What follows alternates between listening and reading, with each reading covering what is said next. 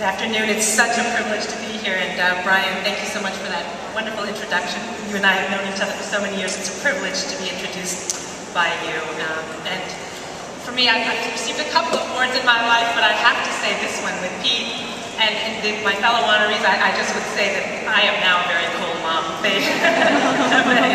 And Bruce, I have become a very cool mom being honored with three of you today. So thank you so much for having me. I want to thank the foundation, Lee Iacocca. I do want to say that every businessman and woman today has been inspired by you, and your civic leadership is also something that is an incredible role model. So thank you for the work that you're doing, for the great board of directors, and my mentor and big sister, Josie Notori, a former honoree. Again, what you have done to protect and preserve this rich history of the American immigrant experience is really nothing short of exceptional. So I'm just deeply honored. I'm very privileged, and thank you so much for having me. And when you think about this, when you trace the ancestral roots right here of more than 40% of Americans today, those millions and millions of men and women who've traveled treacherous seas and thousands of miles to reach this land where dreams do come true, it's pretty awe-inspiring, and I'm very humbled. For me, just accepting this honor, I can only think of three things. Grateful for my parents, my family, grateful for a company that is the harbinger of the American dream, and grateful for this country. My parents, as you know, almost 70 years ago came to make their family's dreams come true, to find a better opportunity in this amazing land, and again from Hong Kong and from Shanghai.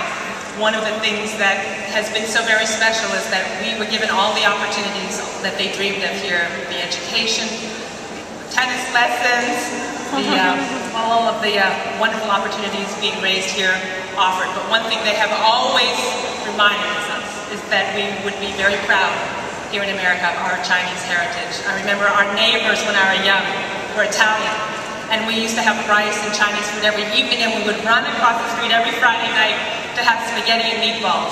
And we would come back and say, spaghetti and meatballs, we want to be Italian. And they would say, Marco Polo brought spaghetti back from China.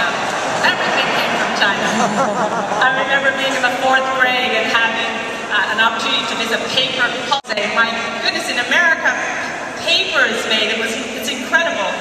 And my father would say, paper was invented in China. All great inventions are from China.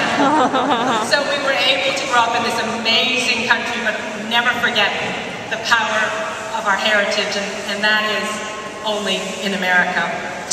I also have such an extraordinary opportunity and privilege to now, 17 years later, be the leader of a very American, wonderful company, Avon, that is now in over 150 countries around the world. But we did have a founder back in 1886 who believed that women should have the chance to earn money before they could vote. He was a man ahead of his time, and 125 years later, that dream is very much true, started right here in America.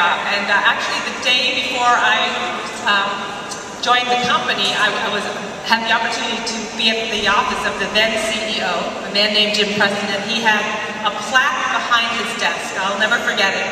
It was again in 1993. There was maybe one, if even, woman CEO in America.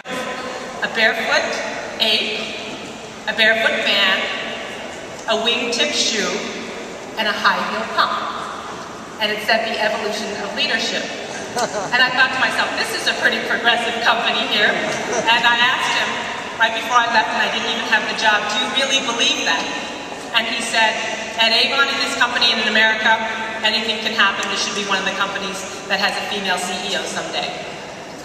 The rest is history. Of the day I became the CEO, he sent that plaque, he was retired, up to my desk, and it sits behind me, reminding me that I have the great fortune of working for a company that only in America this could happen. So I'm very lucky for that.